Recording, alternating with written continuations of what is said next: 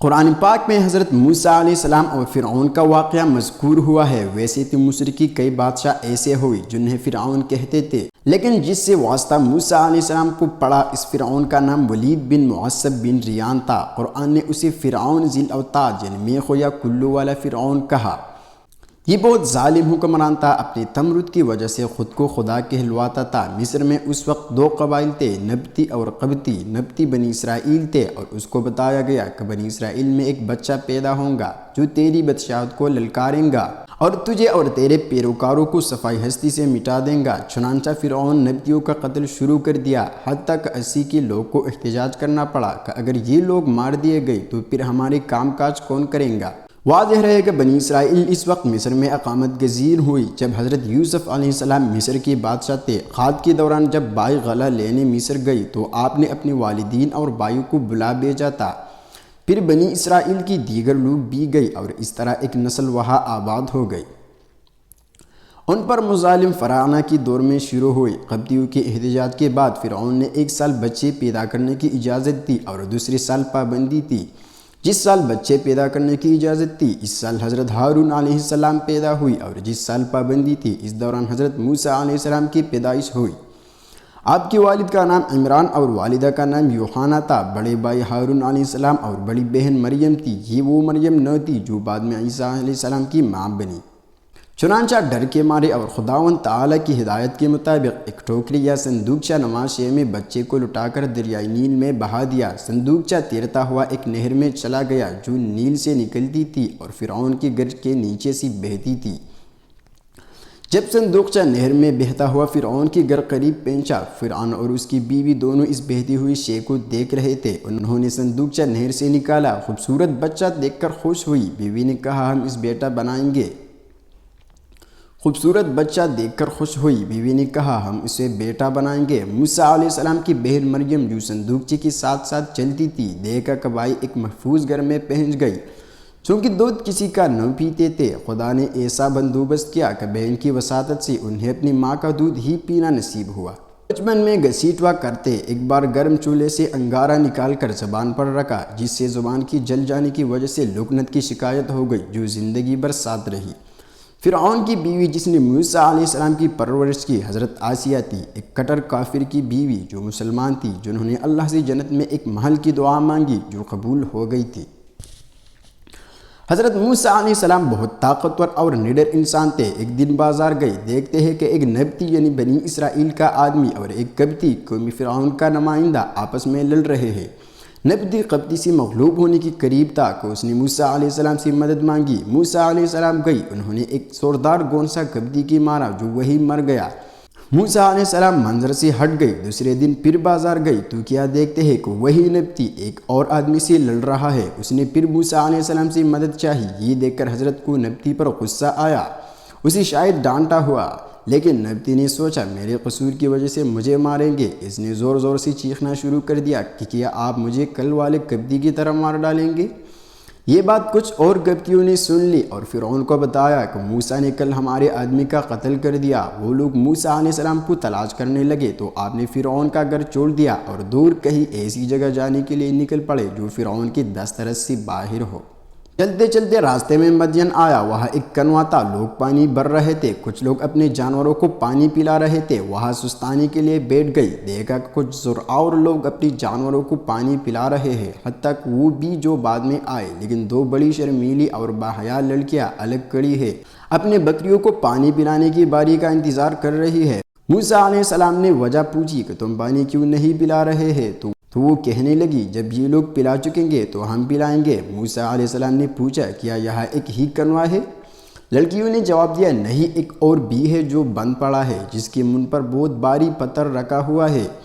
یہ کئی لوگ مل کر بھی ہٹائے تو باری ہے۔ موسیٰ علیہ السلام اٹھے، اکیلے پتھروں کو اٹھا کر ایک طرف رکھ دیا اور شاید پانی نکالنے میں لڑکیوں کی مدد کی جنہوں نے اپنی بکریوں کو پانی پلایا۔ یہ لڑکیاں حضرت شیس علیہ السلام کی بیٹیاں تھیں جو مدین میں رہتے تھے اور اللہ تعالیٰ کے ایک سچے نبی تھے۔ انسانی تمدنی تاریخ میں غالباً لڑکی کا کام سب سے پہلے انہوں نے کیا، لہذا وہ نجار تھے۔ جب لڑکیاں بکریوں کو پانی پلا کر خلاف معمول اس دن جلدی گھر چلی گئی تو حضرت شیس علیہ السلام کو تجسس ہوا پوچھا بیٹا آج جلدی باری کیسے آ گئی؟ بیٹیوں نے جواب دیا اس طرح ایک غیرت مند مسافر تھا جس کی کوئی متعین منزل بھی نہیں تھی، اس نے ہماری مدد کی۔ بچیوں نے اپنے والد کو مزید بتایا کہ ان کے مشکل وقت میں مدد کیجیے، ٹھکانہ دے دیجیے۔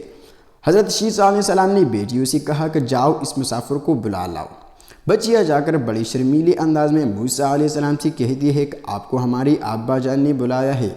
موسیٰ علیہ السلام ساتھ چلتے ہیں۔ حضرت شیث علیہ السلام حال احوال پوچھنے کے بعد انہیں اپنے گھر ملازم رکھ لیتے ہیں جن کی ذمہ داری بکریاں چرانا تھا۔ بعد میں اپنی بیٹی کی شادی موسیٰ علیہ السلام سے کرا دیتے ہیں۔ حضرت موسیٰ علیہ السلام کوئی 8 یا 10 سال سسرال میں رہے، پھر ایک دن اپنی بیوی اور کچھ بکریاں لے کر وطن معلوف کی طرف روانہ ہوئے۔ عازمی سفر مصر کی طرف تھے۔ فلسطین سے رات کے وقت گزر رہے تھے، سخت سردی تھی، طور سینہ نزدیک تھا کہ پہاڑ کے دامن سے جلتی ہوئی آگ نظر آئی۔ اپنی اہلیہ سے کہا ٹھہرو، میں جا کر آگ کا کوئی انگارہ لے آؤ، آگ جلا کر تاپتے ہیں۔ چونکہ راستے بھی بولے ہوئے تھے، کہا کہ ان سے راستے بھی معلوم کر لو، شاید وہ جانتے ہو۔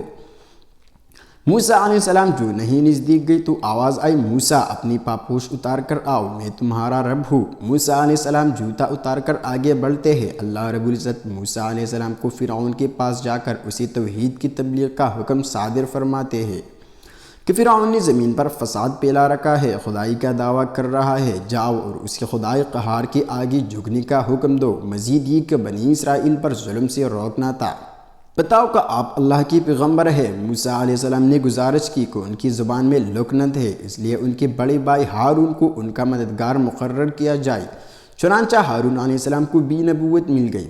موسیٰ علیہ السلام نے گزارش کی کہ اگر فرعون مجھ سے کوئی معمور من اللہ ہونے کی وجہ سے کوئی دلیل یا معجزہ مانگے تو اللہ تعالیٰ نے فرمایا اپنی لاٹھی زمین پر رکھو۔ جب رکھی گئی تو بہت بڑا اژدہا بن گئی۔ اللہ تعالیٰ نے فرمایا موسیٰ اپنی لاٹھی کو اٹھا لو، تو موسیٰ علیہ السلام نے اس پر اپنی چادر ڈال کر سام کو پکڑا جو ہاتھ میں آ کر دوبارہ لاٹھی بن چکی تھی۔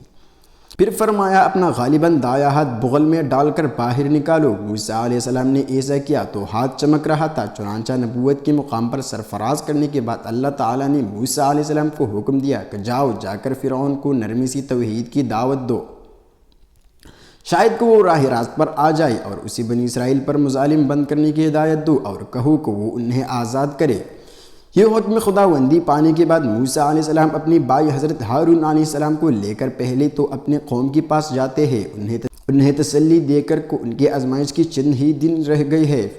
پھر فرعون کی دربار میں تبلیغ حق کے لیے جاتے ہیں۔ موسیٰ علیہ السلام اسے کہتے ہیں کہ ہم اللہ کی پیغمبر ہیں اور تمہیں خدا کو یکتا ماننے کی دعوت دیتے ہیں۔ اس پر وہ ٹٹے کرنے لگا، کہنے لگا خدا تو میں ہوں۔ موسیٰ علیہ السلام نے کہا کہ خدا وہ ہے جو زندگی اور موت دینے کی پر قادر ہے۔ وہ کہتا ہے لو یہ کام تو میں بھی کرتا ہوں۔ وہ 2 آدمی بلاتا ہے، کہتا ہے اسے میں زندہ رکھوں گا اور دوسرے کو موت دوں گا، وہ ایسا ہی کرتا ہے۔ موسیٰ علیہ السلام کہتے ہیں اللہ تعالیٰ سورج کو مشرق سے طلوع کر کے مغرب میں غروب کرتا ہے، اگر تو خدا ہے تو مغرب سے طلوع کر کے مشرق میں غروب کر کے دکھا۔ اس پر فرعون لاجواب ہو جاتا ہے۔ موسیٰ علیہ السلام سے پوچھتا ہے کہ پیغمبروں کے ہاتھوں معجزات ہوتے ہیں، کچھ تیرے پاس بھی ہے؟ وہ مذاق کر رہا تھا۔ موسیٰ علیہ السلام نے اپنا ہاتھ بغل میں ڈالا، جسے جب نکالا تو سورج سے زیادہ چمک رہا تھا۔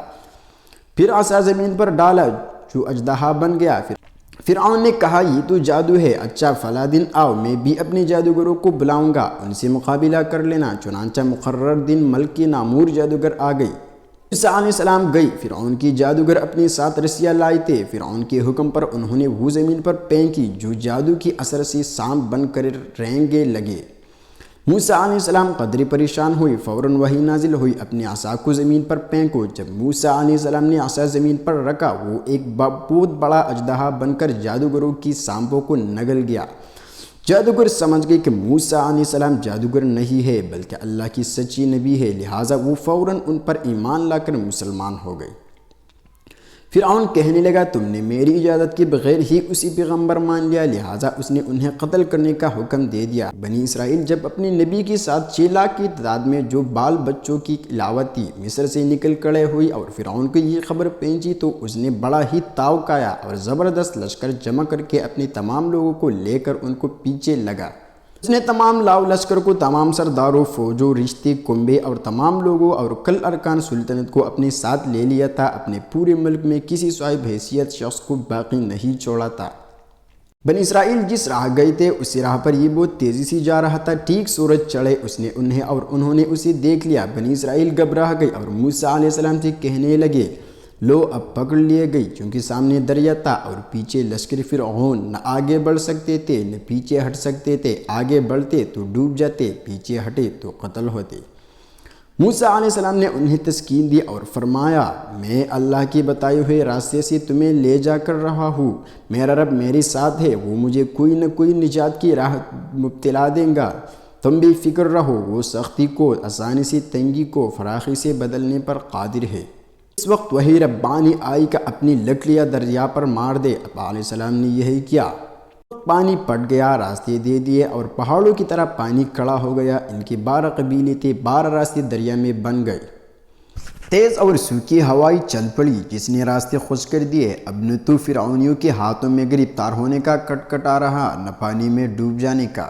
بنو اسرائیل ان راستوں سے جانے لگے اور دریا پار اتر گئی۔ انہیں پار ہوتے ہوئے فرعونی دیکھ رہے تھے۔ جب یہ سب کے سب اس کنارے پہنچ گئے، اب لشکر فرعون بڑا اور سب کے سب دریا میں اتر گئے۔ ان کی تعداد کا اندازہ اس سے ہو سکتا ہے کہ ان کے پاس 1,00,000 گھوڑے تو صرف سیاہ رنگ کے تھے، جو باقی رنگ کے تھے ان کی تعداد کا خیال کر لیجئے۔ فرعون کا بڑا کائیا تھا، دل سے موسیٰ علیہ السلام کی صداقت جانتا تھا۔ اسے یہ رنگ دیکھ کر یقین ہو چکا تھا کہ یہ بھی بنی اسرائیل کی غیبی تائید ہوئی ہے۔ وہ چاہتا تھا کہ یہاں سے واپس لوٹ جائے، لیکن موسیٰ علیہ السلام کی دعا قبول ہو چکی تھی، قدرت کا قلم چل چکا تھا۔ اسی وقت جبرائیل علیہ السلام گھوڑے پر سوار آ گئے۔ ان کے جانور کے پیچھے فرعون کا گھوڑا لگ گیا۔ نے اپنا گھوڑا دریا میں ڈال دیا۔ فرعون کا گھوڑا اسے گھسیٹتا ہوا دریا میں اتر گیا۔ اس نے اپنے ساتھیوں کو آواز لگائی کہ بنی اسرائیل گزر گئے اور تم یہاں ٹھہر گئے، چلو ان کے پیچھے اپنے گھوڑے بھی میری طرح دریا میں ڈال دو۔ اسی وقت ساتھیوں نے بھی اپنے گھوڑوں کو مہمیز کیا۔ میکائیل علیہ السلام ان کے پیچھے تھا، کیونکہ ان کی جانوروں کو ہنکائے غرض بغیر ایک کی بھی باقی رہی۔ سب دریا میں اتر گئی۔ جب یہ سب اندر پہنچ گئے اور ان کا سب سے آگے کا حصہ دوسرے کنارے کے قریب پہنچ چکا، اسی وقت جناب باری قادر و قیوم کا دریا کو حکم ہوا، اب مل جا اور ان کو ڈبو دے۔ پانی کی پتھر بنے ہوئی پہاڑ فوراً پانی ہو گئے اور اسی وقت یہ سب غوطے کھانے لگے اور فوراً ڈوب گئے۔ ان میں سے ایک بھی باقی نہ بچا۔ پانی کے موجوں نے انہیں اوپر تلے کر کے ان کی جوڑ جوڑ الگ الگ کر دیے۔ فرعون جب موجوں میں پھنس گیا اور سکرات موت کا اسے مزہ آنے لگا تو کہنے لگا کہ میں لا شریک رب واحد پر ایمان لاتا ہوں، جس پر بنو اسرائیل ایمان لائے ہے۔ ظاہر ہے کہ عذاب کے دیکھ چکنے کے بعد، عذاب کے آ جانے کے بعد ایمان سود مند نہیں ہوتا۔ اللہ تعالیٰ اس بات کو فرما چکا ہے اور یہ قاعدہ جاری کر چکا ہے۔